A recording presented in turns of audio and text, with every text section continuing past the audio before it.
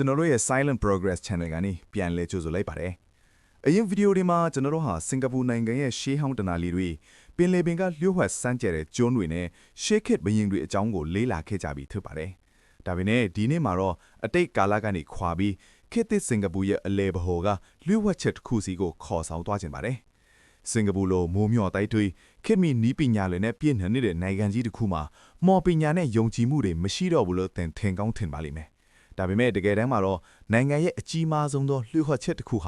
ဒေတာကန်တွေရောကဘာလက်ခီးတယ်တွေပါနေစဉ်ကြိုက်တွေအသုံးပြုနေတဲ့အရာတစ်ခုတည်းမှာပုံကွယ်နေပါတယ်။အဲ့ဒါကတော့စင်ကာပူရဲ့$တန်းအကျွေးစီလီနဲ့ဖုန်ရွှေယုံကြည်မှုတို့ဆက်ဆက်နေတဲ့ဒနာကြီးပဲထူပါတယ်။ဒီဇလန်ဟာ1980ပြည့်လွန်နှစ်တွေကနေစတင်ပါတယ်။အဲ့ဒီချိန်မှာစင်ကာပူနိုင်ငံဟာစီးပွားရေးအရာအရှိန်အဟုန်နဲ့တိုးတက်နေတဲ့အချိန်ဖြစ်ပြီးတိုးပွားလာတဲ့လူဦးရေနဲ့ရင်ကျော်ပိတ်ဆို့မှုပြဿနာတွေကိုဖြေရှင်းဖို့အတွက်အစိုးရဟာနိုင်ငံတော်ဝန်မီအောက်ရထားလမ်း MRT စနစ်ကြီးကိုတည်ဆောက်ဖို့ဆုံးဖြတ်ခဲ့ပါတယ်။ဒါဟာနိုင်ငံသမိုင်းမှာအကြီးမားဆုံးနဲ့ကုန်ကျစရိတ်အများဆုံးစီမံကိန်းကြီးထုံဖြစ်ပါတယ်။မြေအောက်လိုင်းခေါင်းတွေကိုတူးဖောင်ဖို့အတွက်စိတ်ရနနာကြီးတွေနဲ့မြေကြီးတွေကိုနေရောညပါတူးဆွဲခဲ့ကြပါတယ်။ဒါပေမဲ့မြေအောက်ရထားလမ်းစီမံကိန်းကြီးစတင်ပြီးတိတ်မကြခင်မှာပဲအမြဲတမ်းတိုးတက်နေတဲ့စင်ကာပူရဲ့စီးပွားရေးဟာ1985ခုနှစ်မှာရုတ်တရက်ထိုးကျသွားခဲ့ပါတယ်။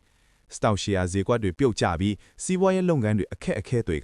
နိုင်ငံရဲ့တိုးတက်မှုနှုန်းဟာတိတိတသားရပ်တန့်သွားခဲ့ပါတယ်။ဒီလိုမျိုးရုတ်တရက်စီးပွားရေးကျဆင်းသွားတဲ့အတွက်လူတွေကြားမှာထိတ်လန့်မှုတွေဖြစ်လာခဲ့ပြီးဒါဟာတာမန်စီးပွားရေးပြဿနာမဟုတ်ဘူးဆိုတဲ့ကောလာဟလတွေစတင်ထွက်ပေါ်လာပါတော့တယ်။အဲ့ဒီချိန်မှာလူတွေကြားတဲ့ပြဿနာတွေတဲ့အကြီးမားဆုံးကောလာဟလတစ်ခုကတော့ဖုန်ရွှေပညာရဲ့နဲ့ပတ်သက်နေပါတယ်။ကျုပ်ရိုးရာဖုန်ရွှေပညာရကဘာမြေကြီးအောက်မှာနိုင်ငံတစ်ခုရဲ့ကံကြမ္မာနဲ့စီးပွားရေးကိုထိန်းချုပ်ထားတဲ့ငကာကြောတွေရှိတယ်လို့ယုံကြည်ကြပါတယ်။စင်ကာပူရဲ့မြေအောက်ရဲ့ထားလန်စီမံကိန်းကနေရာအညက်မှာမြေကြီးတွေကိုနက်နက်ရှိရှင်းတူးဖော်လိုက်တဲ့အခါအဲ့ဒီလောက်ရဟာအိမ်မော်ဇီနီးတဲ့မြေအောက်ကငကာကြီးရဲ့ခန္ဓာကိုယ်ကိုဖျက်တောက်လိုက်တယ်လို့ဖြစ်သွားစေတယ်လို့ဆိုကြပါတယ်။ငကာကြောတွေပြတ်တောက်သွားတဲ့အတွက်ငကာကြီးဟာအလုံးအမျက်ထွက်သွားပြီးနိုင်ငံကိုကန်ဆိုးမှုတွေနဲ့စီးပွားရေးပြက်ကတ်တွေယူဆောင်လာခဲ့တာလို့ယုံကြည်လာကြပါတယ်။ဒီပြဿနာကိုဖြေရှင်းဖို့အတွက်အဲ့ဒီချိန်ကအစိုးရခေါင်းဆောင်ပိုင်းကစင်ကာပူမှာအလွန်နာမည်ကြီးပြီးလေးစားရတဲ့ဆီရာတော်ကြီးတစ်ပါးဖြစ်တဲ့ဖုန်ရွှေဆီရာတော်ကြီးဟာ Reverend Hong Chun ကိုလွှတ်ဝါစွာပြင်းဖိပြီးအကြံဉာဏ်တောင်းခံခဲ့တယ်လို့ဒနာကြီးတွေကဆိုပါတယ်။ဆီရာတော်ကြီးကမြေအောက်ကငကားကြီးရဲ့အမျက်ဒေါသကိုပြေလျောစေဖို့နဲ့ပြတ်တောက်သွားတဲ့ကံကောင်းမှုတွေကိုပြန်လည်ဆက်ဖို့ဆိုရင်တခုတည်းသောနီလန်းပဲရှိလဲလို့မိန့်ကြားခဲ့ပါတယ်။အဲ့ဒီနီလန်ကတော့စင်ကာပူနိုင်ငံမှာနေထိုင်တဲ့လူတိုင်းနိုင်ငံတိုင်းဟာမိမိတို့ရဲ့ကိုယ်ပေါ်မှာပါကွေ့လူခေါ်အနားရှစ်ပတ်ပါတဲ့ဖုန်ရွှေကျွေးမုံဖန်တို့မှာအနားရှစ်ပတ်ဖုံးစက်အဆောင်တစ်ခုကိုအမြဲတမ်းဆောင်ထားရမယ်ဆိုတာပဲဖြစ်ပါတယ်။ပါကွေ့ဆိုတာမကောင်းတဲ့စွမ်းအင်တွေကိုအပြင်ကိုပြန်လဲရောင်ဖန်ဟစေပြီးကံကောင်းမှုတွေကိုယူဆောင်ပေးတဲ့အစွမ်းထက်တဲ့အမတ်တရတစ်ခုဖြစ်ပါတယ်။ဒါပေမဲ့ဒီအကြံဉာဏ်ဟာလက်တွေမှာအကောင့်ထဲပေါ်ဖို့အလုံးခတ်ခဲပါတယ်။စင်ကာပူနိုင်ငံဟာ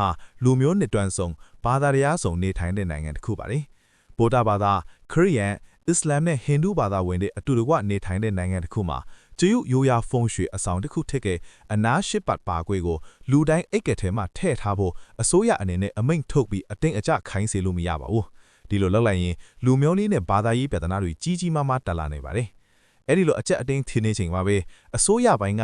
လွန်ပါးနပ်ပြီးအံ့ဩစရာကောင်းတဲ့ဖြည့်ရှင်းနည်းလမ်းတစ်ခုကိုစဉ်းစားမိထားပါတယ်။လူမျိုးမရွေးဘာသာမရွေးလူတိုင်းနေ့စဉ်မခင်မနေကင်တွဲအသုံးပြုနေရတဲ့အရာတစ်ခုရှိပါတယ်။အဲ့ဒါကတော့ပိုက်ဆံပဲဖြစ်ပါတယ်။အဲ့ဒီခေတ်ကဘတ်ကားစီးဖို့ရဖြစ်အများပြည်သူသုံးတယ်လီဖုန်းဆက်ဖို့ရဖြစ်အကျွေးစီးတွေကိုမဖြစ်မနေအသုံးပြုရပါတယ်။ဒါကြောင့်1980ခုနှစ်မြေအောက်ရထားလမ်းမခွင့်ခလေးမှာလေစင်ကာပူအစိုးရဟာရွှေရောင်အစင်းရှိတဲ့$တန်းအကျွေးစီးအသစ်ကိုရုတ်တရက်ထုတ်ဝင်လိုက်ပါတယ်။အဲ့ဒီ$တန်းအသစ်ကဒီဇိုင်းကိုတေးချကြည့်လိုက်ရင်အပြင်ဘက်ကဆက်ဝိုင်းပုံထပ်ပြီးမြဲအကျွေးစီးလေးရဲ့အတွင်းဘက်အနားသက်မြင်းလေးဟာတာမန်ဆက်ဝိုင်းပုံမဟုတ်ဘဲအနားရှစ်ပတ်ပါရဲ့ပါကွေ့ပုံစံထင်နေတာကိုထူးထူးခြားခြားတွေ့ရပါလိမ့်မယ်။ဒါဟာတိုက်ဆိုင်မှုတစ်ခုတော့မတန်ရပါဘူး။အစိုးရဟာဒီအကျွေးစီးလေးမျိုးထုတ်ဝင်လိုက်ခြင်းအပြင်ဘာသာရေးလူမျိုးရေးပြဿနာတွေကိုရှောင်ချိုင်နိုင်ခဲ့ပြီးတစ်ချိန်တည်းမှာပဲစင်ကာပူနိုင်ငံတိုင်းရဲ့အိတ်ကက်ထဲကိုဖုန်ရွှေအဆောင်တစ်ခုဖြစ်တဲ့အနားရှစ်ပတ်ပါကွေ့ကိုအလိုအလျောက်ရောက်ရှိသွားစေခဲ့ပါတယ်။ပိုပြီးအန်အောစရာကောင်းမဲ့အချက်ကတော့ဒီနေ့ခေတ်ရုပ်စတိချအစုခွဲမှာထုတ်ဝေနေတဲ့အ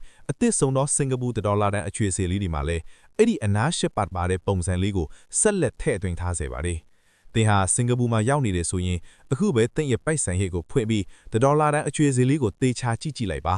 အဲ့ဒီအကျွေးစီလေးထဲမှာနိုင်တဲ့စီးပွားရေးကိုကဲတင်ခဲ့တယ်လို့ယုံကြည်ရတဲ့မော်ဆန်နဲ့အနားရှိပတ်လှုပ်ဝက်ချက်လေးကိုတင်တူတိုင်းမြင်တွေ့ရပါလိမ့်မယ်ဒီကနေ့တင်ဆက်ပေးခဲ့တဲ့စင်ကာပူရဲ့ခေတ်သစ်ဒနာကြီးဇလန်လေးကိုသဘောကျနှစ်သက်လိမ့်မယ်လို့မျှော်လင့်ပါတယ်ကျွန်တော်တို့ပတ်ဝန်းကျင်မှာတာမန်လို့ထင်ရတဲ့အရာတွေရဲ့နောက်ွယ်မှာဒီလိုမျိုးစိတ်ဝင်စားစရာကောင်းတဲ့လှုပ်ဝက်ချက်တွေအများကြီးရှိနေပါသေးတယ်